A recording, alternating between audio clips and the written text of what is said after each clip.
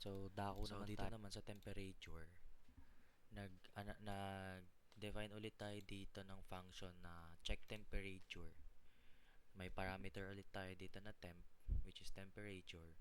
Sabi dito, if temperature is less than 20, piprint siya ng cold. And if temperature is greater than equal to 20 and temperature is less than equal to 30, magpiprint siya ng warm. Tapos, if if yung temperature is greater than 30, magpiprint siya ng hot. Tsaka lang siya mag-ES kapag invalid temperature input. So, kagaya kanina, nag-initialize muna natin yung user input times na 0 kasi tsaka lang siya mag-add dito kapag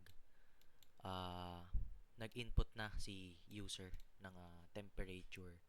Yan, sabi dito sa while loop, while user input times is less than 5, hanggat di siya nagfa-5, wait, excuse, hanggat di siya nagfa-5, patuloy pa rin siya mag-a-ask kay user ng temperature. So, sa check temperature, kinol niya lang dito kinol niya lang ulit dito yung